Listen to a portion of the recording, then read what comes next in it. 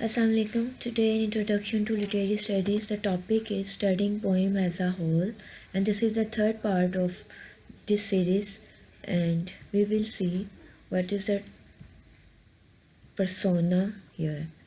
So persona is not an easy idea to understand.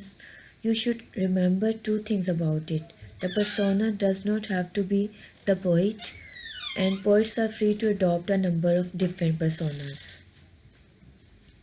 अब persona क्या है basically इसको अंडरस्टैंड करने के लिए आपको दो चीज़ें जो आपको याद रखनी है कि पर्सोना जो है वो ज़रूरी नहीं कि वो पोइट ही है, ठीक है। और पोइट जो है वो फ्री होता है कि वो एक से ज़्यादा जो पर्सोना है वो उसको अडॉप्ट कर सके। पर्सोना बेसिकली एक लैटिन वर्ड है जो कि एक टाइप ऑफ मास्क था that was Warne by the stage actors at that time, जो कि रिप्रेजेंट करते थे अपने कैरेक्टर्स को। बट लिटरेरी स्टडीज़ की जब हम बात करते हैं तो पर्सोना जो है वो रेफ़र करता है कैरेक्टर को इन ड्रामेटिक और लिटरेरी वर्क, जिसमें कि इसके एक और जो है इसका एक स्पेशल मीनिंग होता है, जिसमें ये रेफ़र करता है किसी पर्टिकुलर वॉइस को किसी कैरेक्टर के। The character who is also the narrator within a literary work written from the first person point of view.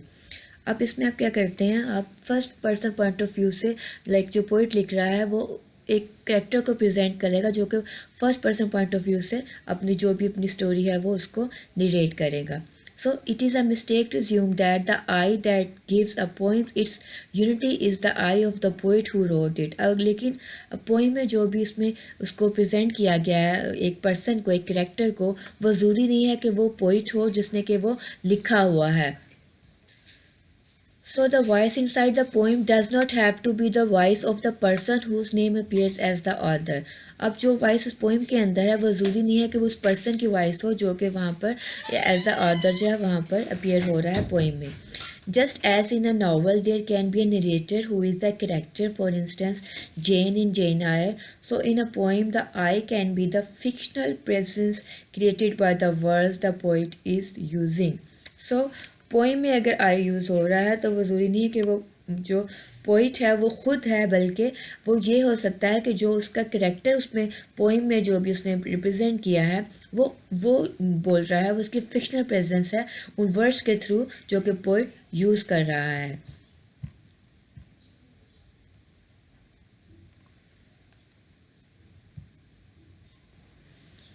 Now, why has the poet created this particular persona? What opportunity does this persona offer to the poet? अब ये हमारे पास इसके question हो सकते हैं इस persona part को लेकर। Browning clearly enjoys minds that hover on the brink of horrors and atrocities, and he also delights in the opportunity of presenting his personas living in unusual exciting scenes and times. अब हर जो भी poetry writer होगा उसका अपना एक style होगा। अब अगर ब्राउनी की बात करें तो वो इन्जॉय करता है अगर अगर वो एक खौफ को जो है वो उसको प्रेजेंट कर रहा है और वो उसमें बहुत ही खुशी महसूस करता है कि जब उसको ऐसे अपॉर्चुनिटीज़ जो हैं वो मिले कि वो ऐसे पर्सोनास को प्रेजेंट कर सके जो कि बहुत ही जो है अनयूजुअल जो है और एक बहुत ही एक्साइटिंग सीन्स एंड टाइम्स में जो रिप्रेजेंट कर रहे हों एक लिविंग स्टाइल को। In his dramatic monologues, Browning creates lots of quite distinctive personas, each with his or her own characteristics voice. अब ब्राउनिंग ने बहुत ज़्यादा जो है उसने एक बहुत ही डिस्टिंक्टिव जो है एक अलग-अलग किस्म के जो उसने जो पर्सोनास रिप्रेजेंट किए हैं, जिसमें कि वो उसके जो है एक characteristics voice जो है वो उसकी प्रेजेंट कर रहा होता है अपनी। There are of course no limits to the number of personas a poet can create. अब इसके लिए कोई लिमिट नहीं है कि एक जो कैरेक्टर एक जो पोइट है वो एक से ज़्यादा पर्सोना जो है वो उसको नहीं जो है क्रिएट कर सकता। This means that even when they are apparently similar we should be careful while identifying them. अब इसके लिए हमें जो है बहुत ही मोहतात रहना पड़ेगा कि अगरचे वो ज़ाहिरी तौर पर वो एक जैसे दिखाई दे रहे हों, लेकिन हमें उनको पहचानने में जो है बहुत ही जो है एहतियात करनी पड़ेगी। लाइक पर्सोना जो है वो डिफरेंट जो है होंगे। लाइक अगर आपको लग रहा हो कि वो एक जैसे भी हैं, लेकिन फिर भी आपको ये पहचान होनी चाहिए कि जो पोइट है वो पर्सोना नहीं है। पोइट जो है उसमें करेक्टर जो प्रेजेंट कर रहा है वो पोइट नहीं है।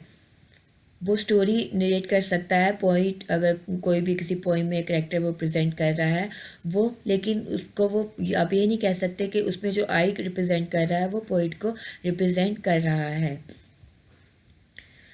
Then comes the repetition of words. When a poet uses a word more than once, you should concentrate on it because it could reveal something of importance about the poem as a whole. जब हम poem as a whole की बात करते हैं तो इसमें जब हम देखते हैं कि किसी भी वर्ड्स की कुछ वर्ड्स ऐसे होते हैं जिनकी रेपिटेशन हो रही होती है किसी पोइम में, तो वो एक स्पेसिफिक उनकी जो है उनकी जो है इम्पोर्टेंस होती है, क्योंकि वो कुछ ना कुछ अलग से कुछ मीनिंग जो है वो उसका दे रहे होते हैं। तो हमें जब हम पोइम एज अ होल हमें अंडरस्टैंड करना है तो उन रेपिटेशन ऑफ वर्ड्स को जो हमें फोकस करना होगा। It is said that Blake's repetition of Mark in London was important. अब विलियम ब्लेक की जो पोइम है लंदन, उसमें मार्क की जो रेपुटेशन है वो बहुत इंपॉर्टेंट है। It shows that life in London marks people like a disease and that is what the poem is about. अब जो है लंदन पोइम की अगर हम बात करते हैं तो उसमें जो मार्क्स हैं ये रिप्रेजेंट करता है कि पीपल की जो है जो लोग हैं वहाँ पर वो जो एक डिज़ीज़ की तरह से हैं, और यही जो है इस पोइम के बारे में इम्पोर्टेंट है। The outer and inner corruption that London generates in people. ये डिज़ीज़ क्या है? बेसिकली इनर करप्शन और इनर एंड आउटर करप्शन है लोगों में, जो कि उस लंदन पोइम में जो उसमें बताया गया इसके बारे में। Now the example here is a poem that is written by R.S. Thomas, and the poem is Events. Events, yes, many a time I came down his bare flight of stairs into the gaunt kitchen with its wood fire where crickets sang accompaniment to the black kettles, wine and so into the cold.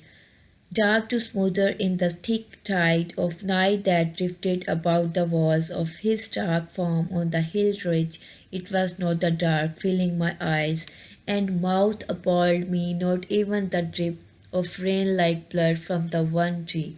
Whether tortured, it was the dark, silting the veins of that sick man. I left stranded upon the vast and lonely shore of his bleak bed. अब आप ये देखेंगे कि यहाँ पर dark जो word है इसकी रेपिटेशन यहाँ पर हो रही है। यहाँ पर 3 दफ़ा जो है डार्क वर्ड जो है यूज़ हुआ है इस पोइम में। So the word dark occurs 3 times. The poet goes into the cold dark, the dark that is filling his eyes and mouth does not horrify him, but the dark silting the veins of that sick man does. अब यहाँ पे जो dark का word है जब यहाँ पर use होता है कोल्ड के साथ, यहाँ पे यूज़ होता है feeling his eyes and mouth, वहाँ भी उसको जो है उसको नहीं डरा रहा, बट जहाँ पर वो dark silting the veins of that sick man वह आता है तो वहाँ पर ये उसको हॉरिफाई कर रहा है। आप इसको दोबारा से एक दफ़ा देख सकते हैं। Like It was the dark silting the veins of that sick man I left stranded upon the vast and lonely shore of his bleak bed.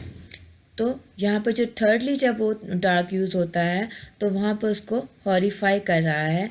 So dark is central to the atmosphere of the poem. So together with words such as bare, gaunt, stark and bleak, it creates the feeling of life reduced to a minimum, removal of luxuries and pleasures. अब dark जो है वो इसका central theme जो है वो उसका एक एनवायरनमेंट जो है पोइम को प्रोवाइड कर रहा है, जिसमें कि वर्ड्स यूज़ हुए हैं बियर, गॉन्ट, स्टार्क, ब्लीक। सो या द वर्ड्स डज मोर। अब ये सिर्फ यही नहीं कि ये जो बेसिकली ये यहाँ पर फीलिंग ऑफ लाइफ को कम कर रहा है, उसको मिनिमाइज़ कर रहा है, उसकी जो लग्जरीज और उसकी जो प्लेयर्स हैं उसको भी वो रिमूव कर रहा है। सो वर्ड जो है वो इससे भी ज़्यादा काम करते हैं। If you follow the way the word's meaning is enriched you will see it is central to the poem's meaning. अब जब आप ये देखते हैं कि वर्ड किस तरह से यूज़ हुआ है तो आपको ये पता चलेगा कि जो ये वर्ड है ये इस पोइम का मरकज़ है। So dark at first is nothing more than the night. जब पहली बार जब डार्क की बात हो रही है तो वो एक नाइट के तौर पे उसने उसको यूज़ किया है, उसकी नाइट की जो डार्कनेस उसका अंधेरा होता है उसके लिए। The next time it is use it is associated with poet feeling of being horrified. जब दूसरी बार यूज़ हुआ है तो वो पोइट की फीलिंग को ऐसे खौफज़दा होने के उसमें उसने यूज़ किया है। And its last use suggests it is something that has physically invaded events and left him lonely and stranded beyond help.